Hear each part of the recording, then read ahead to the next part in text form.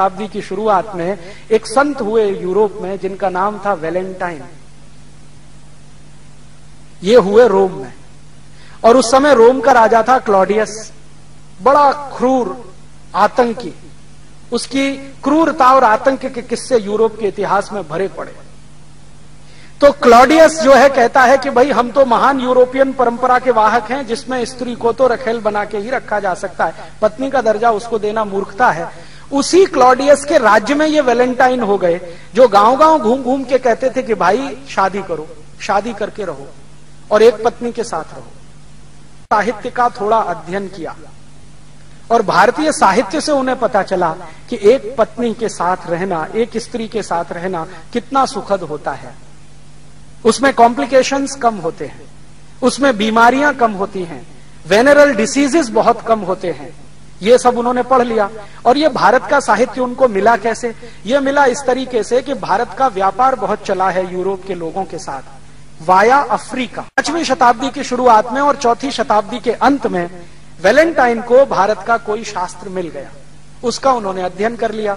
अध्ययन करके पता चला कि भारत की परिवार व्यवस्था कुछ इस तरह की है, तो उन्होंने भरपूर प्रचार किया पूरे रोम में घूम घूम कर कि शादी करो, शादी के बाद रहो। तो वैलेंटाइन मशहूर हो गए रोम में शादी कराने के लिए।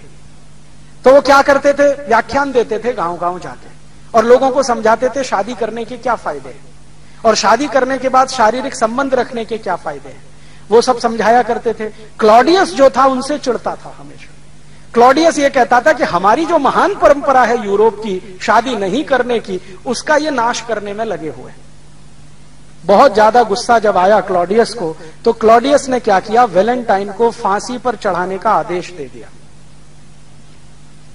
राजा जो होता था वो कोई भी आदेश दे सकता था, राजा के मुंह से निकले हुए शब्द ही कानून माने जाते थे। तो क्लॉडियस ने वैलेंटाइन को फांसी पे चढ़ाने का आदेश दे दिया और 14 फरवरी सन 498 को वैलेंटाइन को फांसी पर चढ़ा दिया गया। अब हुआ क्या कि जिन लोगों की शादियां कराई थी वैलेंटाइन ने, वो सब दुखी हो गए और वो सब इकट्ठे हुए। और यूरोप में आपको शायद मालूम है या नहीं, सन 1950 तक फांसी देने की परंपरा खुले मैदान में होती थी। दंड जो है ना फांसी जैसा, वो सबके सामने दिया जाता था। तो क्लॉडियस ने जानबूझकर क्या किया कि जिनकी शादियां करा दी थी वैलेंटाइन ने, वैलेंटाइन वैसे चर्च में पादरी थे, तो वो क्या करते थे? चर्च में लाके शादियां कराते थे बच्चों की। तो जिनकी शादियां कराई थी क्लॉडियस ने उन सबको इकट्ठा करके उनके सामने क्लॉडियस के अधिकारियों ने वैलेंटाइन को फांसी पे चढ़ा दिया। तो उनके जो चेले चपाटे थे वैलेंटाइन के, वो सब बहुत दुखी हुए। तो उनके दुखद याद में 14 फरवरी 498 से उन्होंने वैलेंटाइन डे मनाना शुरू कर दिया। तो उस दिन से यूरोप में वैलेंटाइन डे मनाया जाता है। माने वैलेंटाइन एक ऐसे व्यक्ति जो शादियां कराते फिरते थे, उनको चूंकि राजा ने फांसी की सजा दे दी, तो उनकी याद में वैलेंटाइन डे मनाया जाता है। ये है वैलेंटाइन डे की हिस्ट्री का उनका पारिवारिक जीवन। अब हमारे यहां ये जो वैलेंटाइन आ गया है, स्कूलों में कॉलेजों में बड़े धूमधाम से मनाया जा रहा है और हमारे लड़के लड़कियां बिना सोचे समझे एक दूसरे को कार्ड दे रहे हैं। वैलेंटाइन डे के कार्ड छपने लगे और उसपे अंग्रेजी में लिखा होता है, would you be my Valentine this year, would you be my Valentine this year. और ये जो लड़के लड़कियां हैं, इनको कुछ सोच समझ तो है नहीं, तो ये अपने दादा दादी को भी वही कार्ड दे देते हैं, would you be my Valentine this year. अपने मम्मी पापा को कार्ड दे देते हैं, would you be my Valentine this. परिवार में बच्चों को पालने की परंपरा हजारों साल से नहीं है, एक बात। और दूसरी बात एक और जिससे भी ज्यादा गंभीर है कि यूरोप के परिवारों में बच्चे किस बाप के हैं यह पता करना एकदम मुश्किल है, बहुत मुश्किल है। कारण क्या है? वहां जो शारीरिक संबंध हैं वो इतने खुले हैं, इतने फ्री हैं कि कोई भी किसी के साथ जाए। और जिन समाजों में शारीरिक संबंध बहुत खुले होते हैं, जहां पर शारीरिक संबंधों में लिबरलाइजेशन होता है, वहां पर बाप का पता करना बड़ा मुश्किल होता है, क्योंकि वो मां जानती नहीं है, क्योंकि पता नहीं कितनों से संसर्ग वो करती है। और ये ऐसा क्यों होता है? वो ये कहते हैं सेक्स ही जिंदगी का चरम आनंद है, इसके अलावा कुछ नहीं। तो सेक्स भोगने के लिए एक पति से संतुष्ट होते हो तो ठीक है, नहीं तो 2 के पास, 3 के पास, 5 के पास, 10 के पास, 20 के पास, 50 के पास, कोई फर्क नहीं पड़ता, क्योंकि सेक्स संतुष्टि ही जिंदगी का चरम आनंद है। ध्यान रखना। और ये प्लेटो कहता है, अरस्तु कहता है, लिबनिट्ज कहता है, दिकार्ते कहता है, रूसो कहता है, सारे फिलोसोफर कहते हैं कि हमारी जिंदगी का चरम आनंद ही ये है, सेक्स में डूबना। तो एक से नहीं मिलेगा तो दूसरा, दूसरे से नहीं मिले तीसरा, तीसरे से नहीं मिले चौथा। इसलिए शारीरिक संबंधों में कोई मर्यादा नहीं है, इसलिए वहां विवाह करना जरूरी नहीं है। इसलिए यूरोप में विवाह नहीं होते। आपको मालूम है आज भी यूरोप में 70% बिना विवाह के लोग रहते हैं। एक अंग्रेजी में आजकल शब्द आया है लिव इन रिलेशनशिप, बहुत चल रहा है। इसका मतलब है बिना विवाह के साथ साथ रहना। 2 दिन एक के साथ रहना, 3 दिन दूसरे के साथ, 5 दिन तीसरे के साथ, महीने चौथे के साथ, 2 महीने 5वें के साथ, साल भर में 10-20 बदल दो। ये आज की परंपरा नहीं है, हजारों साल की। तो विवाह होता नहीं है, बिना विवाह के ही सब होता है। तो विवाह की परंपरा भी नहीं है, मान्यता भी नहीं है, इसलिए विवाह करना, कराना वहां कुछ महत्वपूर्ण बात नहीं मानी जाती।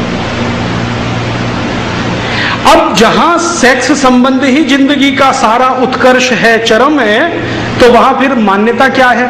वहां मान्यता यह है कि स्त्री और पुरुष ऐसे ही हैं जैसे इस्तेमाल करने वाली वस्तुएं।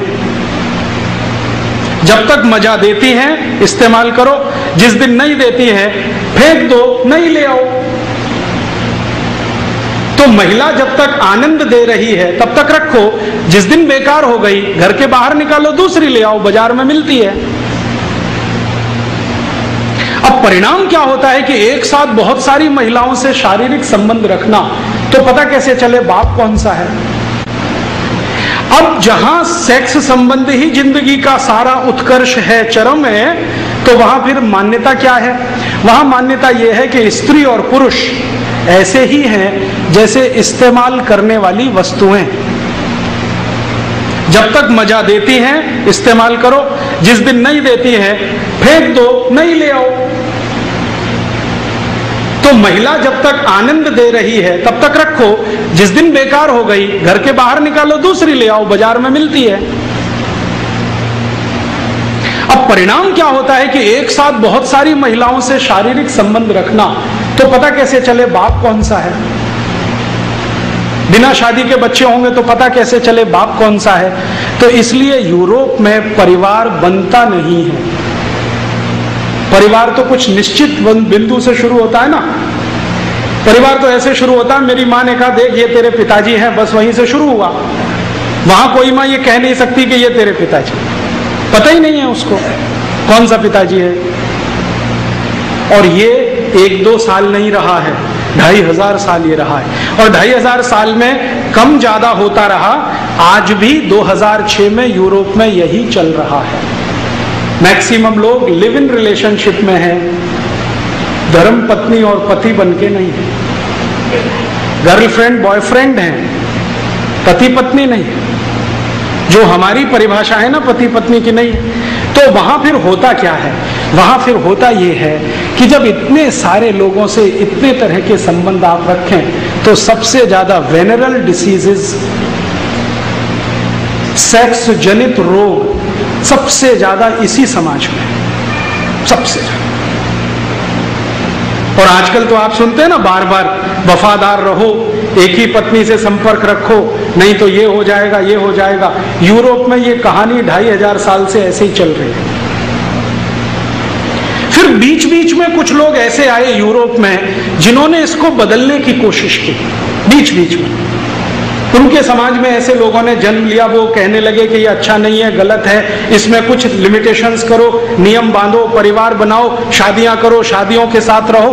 ऐसे कुछ लोग आते रहे, लेकिन उनको जिंदा नहीं रहने दिया समाज ने। अब मैं कहानी सुनाता हूं। ऐसे ही एक यूरोपियन व्यक्ति थे जो आज से लगभग 1600 साल पहले यूरोप में पैदा हुए। उनका नाम था वैलेंटाइन। और ये कहानी है 478 एडी।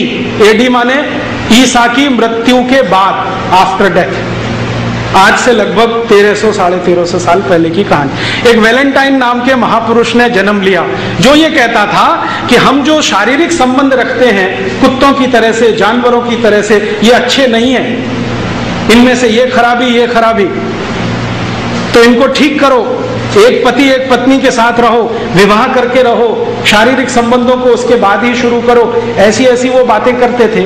और वो वैलेंटाइन महाशय जो नौजवान उनके संपर्क में आते थे उनको यही सिखाते थे। रोज उनका भाषण यही चलता था। संयोग से वो चर्च के पादरी हो गए, तो चर्च में आने वाले हर आदमी को यही बोलते थे कि भाई शादी कर लो, तभी संबंध रखो, बिना शादी के संबंध मत रखो। तो कोई उनसे पूछता था कि आपको ये वायरस कहां से घुस गया, ये तो यूरोप में है नहीं कहीं। तो वो कहते थे कि आजकल मैं ईस्टर्न फिलॉसफी का अध्ययन कर रहा हूं, उसमें ये समझ में आ रहा है। ईस्ट समझते, ये ईस्ट माने भारत। आज से 1600 साल पहले, 1700 साल पहले का भारत, पूरा ईस्ट लगभग वही था। चीन में भारतीय सभ्यता, बुद्धिज्म। इंडोनेशिया मलेशिया में भारतीय सभ्यता, बुद्धिज्म। जितनी दूर तक नजर जाती है ईस्ट और फार ईस्ट में, सब जगह भारत और भारती था। ये बाउंड्री तो अभी बनी। तो वो कह रहे हैं कि मैं आजकल ईस्टर्न फिलॉसफी का अध्ययन कर रहा हूं और मुझे लगता है कि वो परफेक्ट है। उसी के लिए मैं चाहता हूं कि आप ये मानो। तो कुछ लोग मानते थे। तो वो वैलेंटाइन पता है क्या करते थे? चर्च में बच्चों की शादियां कराते थे। चर्च में बच्चों की शादियां कराते थे, और एक दो नहीं, उन्होंने सैकड़ों शादियां कराई। जिस समय ये वैलेंटाइन हुए उस समय रोम में एक राजा था, उसका नाम था क्लॉडियस। बड़ा राजा था, सम्राट है, चक्रवर्ती सम्राट। क्लॉडियस ने कहा कि ये जो आदमी है वैलेंटाइन, हमारी यूरोप की परंपरा को बिगाड़ रहा है। हम बिना शादी करके रहने वाले लोग, मौज मजे में डूबने वाले लोग, और ये सबको शादियां करवाता फिर रहा है। तो क्लॉडियस ने एक दिन आदेश दिया कि वैलेंटाइन को पकड़ के लाओ।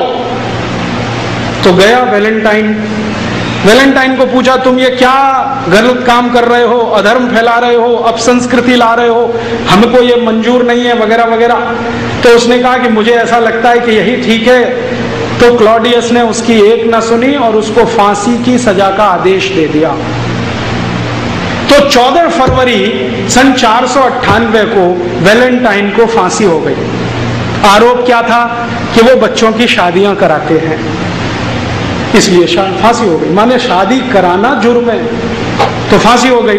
जिस दिन उनको फांसी हुई तो जिन बच्चों ने वैलेंटाइन के कहने पर शादियां की थी, उन्होंने वो दिन वैलेंटाइन डे मनाना शुरू कर दिया। अब ये वैलेंटाइन डे की कहानी है। यूरोप में वैलेंटाइन डे होता है क्योंकि वहां शादी नहीं होती, और जो कर ले वो वैलेंटाइन डे मनाता है। अब भारत में बिना अकल, बिना सोचे, बिना समझे हमने वैलेंटाइन डे चालू कर दिया। स्कूलों में, कॉलेजों में पागलों की तरह से Valentine day, Valentine day, Valentine day. और इस धंधे में बड़ी बड़ी कंपनियां लग गई जिनको ग्रीटिंग कार्ड्स बेचने हैं। वैलेंटाइन डे का ग्रीटिंग कार्ड, वैलेंटाइन डे का गिफ्ट, और वैलेंटाइन डे का तो मिठाई, और वैलेंटाइन डे का तो ये, और वैलेंटाइन डे का वो। और टीवी चैनलों ने धुआंधार उसका प्रचार कर दिया। तो गली मोहल्ले छोटे छोटे बच्चे 10-10, 12-12 साल के वैलेंटाइन डे में फंसे हुए हैं। हाँ, और ऐसे मूर्ख हैं कि वो जो कार्ड भेजते हैं ना, उसमें लिखते हैं would you be my Valentine. हाँ, इसका सही मतलब है कि आप मेरे साथ शादी करोगे। और वो एक को नहीं 10-10 को भेज देते हैं, 20-20 को भेज देते हैं, 25-25 को would you be my Valentine. अभी मैं तो एक दिन तंग हो गया, परेशान हो गया। बंबई में मैं एक सज्जन के घर खाना खाने गया, तो उनके घर में एक दादाजी हैं, दादाजी 65 साल के। उनको 25 ग्रीटिंग कार्ड आए हैं, लिखा हुआ would you be my Valentine. लिखने वाले कौन है? 15-20 साल के लड़के लड़कियां वो दादाजी को वैलेंटाइन बना रहे हैं। मूर्खों को पता नहीं है कि वैलेंटाइन होता क्या है। बिना सोचे बिना समझे ये जो हम लेते हैं ना, ये ऐसा नाश करता है। तो यूरोप की तकलीफ है, वहां शादियां नहीं होती हैं। शादी कराने वाला कोई पैदा हो जाए तो उसको फांसी हो जाती है। इसलिए वो कभी कभी ऐसे लोगों को याद करने के लिए कुछ सेलिब्रेट करते हैं। हम उनकी नकल करें ये बिल्कुल जरूरी नहीं।